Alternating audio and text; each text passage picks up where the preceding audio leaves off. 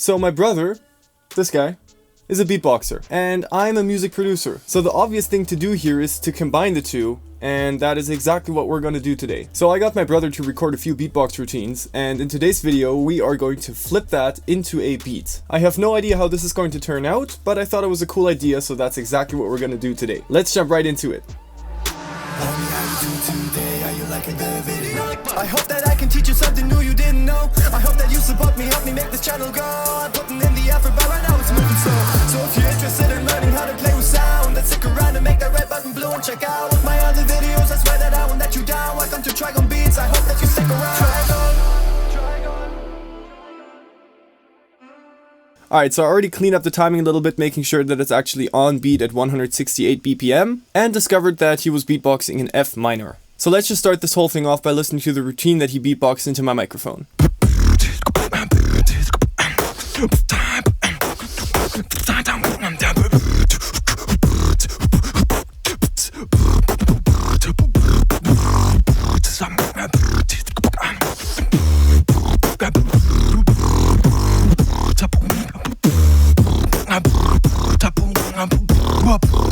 Alright, now I don't know about you, but to me this already sounds hard as shit. So basically before even exporting this part, I've done a little bit of producer magic, basically doing a lot of EQ to raise up those low ends a little bit and then doing a bunch of compression too. That is besides the point though. Today we want to focus on making a beat around this routine. So let's start with some instruments. Alright, so I just loaded up this choir sound in Contact. So let's play some supporting notes to the bass line he's already giving us.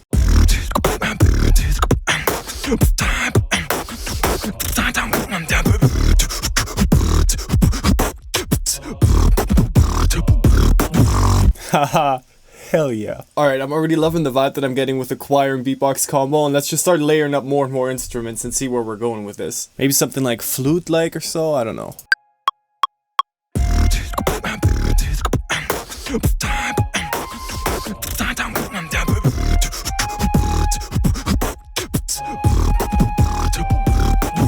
This is already stuck in my head, like this is gonna be a pretty catchy beat. Alright, I've said this a couple times already, but I'm absolutely obsessed with brass sound, so I feel like we need some like heavy brass stabs at the beginning.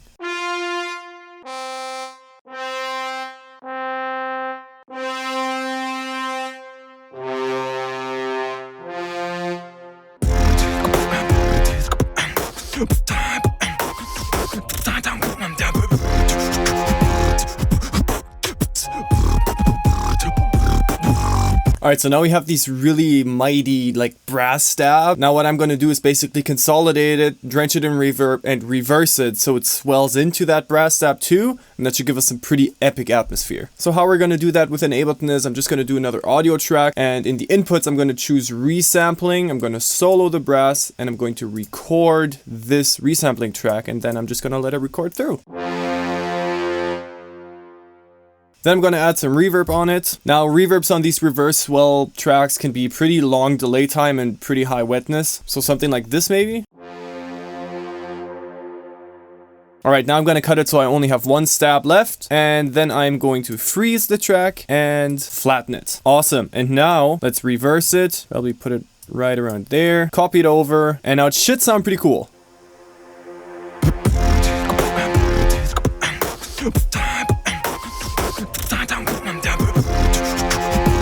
Oh yeah, that is definitely the direction I want to take it in. Alright, so now that we have some melodic instruments, I think it's going to be time to actually filter out some of that beatbox bass and low end, and try if we can like layer that up with an 808, maybe even with a fully extra drum track. I'm not sure yet if I'm going to keep the beatbox as the main drum track, or if I want to swap it out and just do some trap drums over it and keep the beatbox for like verse sections and bridges. But yeah, let's try to filter out some of the low end out of the beatbox and then do some 808s. So we'll start that out just by low cutting the beatbox clip.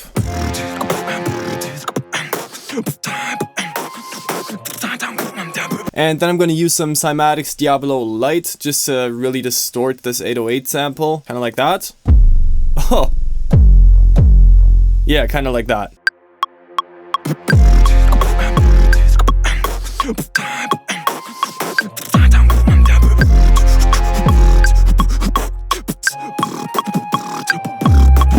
Okay, damn, this is getting way too hard. Okay, I feel like we need some sort of like a like chords, but not chords, more like arpeggiated chords or something like that. All right, I'm gonna give you 3 guesses to see what you think I'm gonna pull up as a plugin to do these next arpeggiating chords. I'll wait. Just put your guesses down in the comments. You got it? No cheating. I want to see if you get it right. If you guess Contact, you are right. Let's go.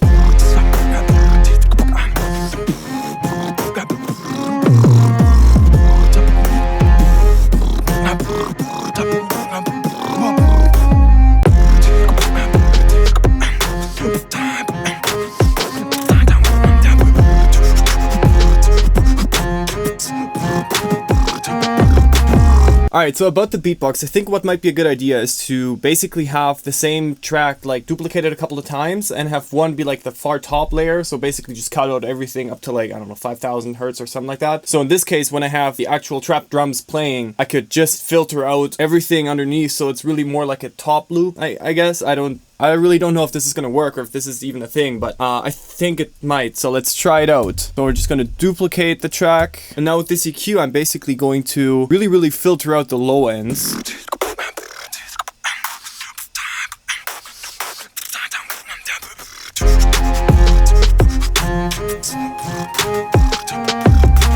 Yeah, that's perfect, because now I can basically take the unfiltered beatbox and have that as sort of like the intro, I guess.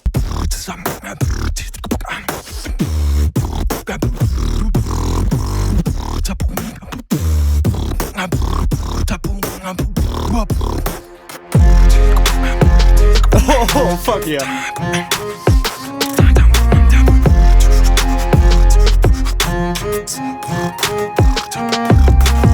Alright, this is already pretty fucking hard. I'm gonna have to take a little bit of extra time to do a whole lot of cleaning up and basically going over each and every part and instrument that I played and sort of giving it a second version, I guess. However, because that step, as per usual, takes a massive amount of time, I'm just gonna leave you at this for now. And for you, it's just gonna be a couple seconds of cut. And for me, it's going to probably be a day or two before I actually got this whole thing finished. So give me just a little bit of your patience and I will be right back. Alright, so I've been working a little bit more on this beat, mainly doing a little bit of arrangement and optimizing a few of the parts that I have, but obviously this beat would not be a finished beat if it did not have a hook. So I'm currently sitting on the hook and I decided to throw the cameras back on just to show you how I do all the extra melodic parts for the hook. So basically so far I just did some extra drums and 808s for the hook and introduced some extra dynamic range because obviously the hook wants to be a little more energetic, a little fuller, a little more. So let's just continue building on the hook for now.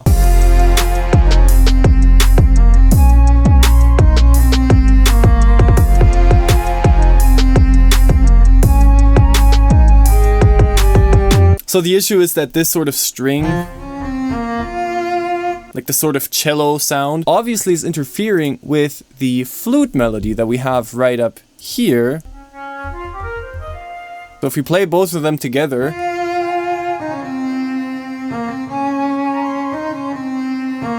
we basically have 2 top melodies. And as you can see right here, I'm already using that flute in the verse, so I'm thinking about just throwing it out for the hook here. Let's see what that sounds like.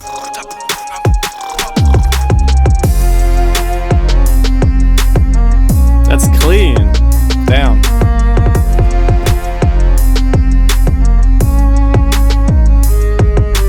Okay, yeah, let's do it like that. I'll cut out the flute for the hook and therefore introduce the sort of cello sound. As you can also see, I cut out that beatbox part for the hook just because like the beatbox track itself, like that would be, you know, put a top melody on it and call it a beat, like it would be done. And for the verse, I kind of like that texture in there, but at the same time in the hook, I think I want to go a little more in with instruments and make a little bit more there. And if that makes any sense at all, for me to be able to do more with the instruments that I want to play myself, I need to take out some other parts. And yeah, the beatbox track, although being sort of the foundation of this entire beat, I think fits better in the verses, and I'll just load up the hook with other instruments. So I'll just continue building on it.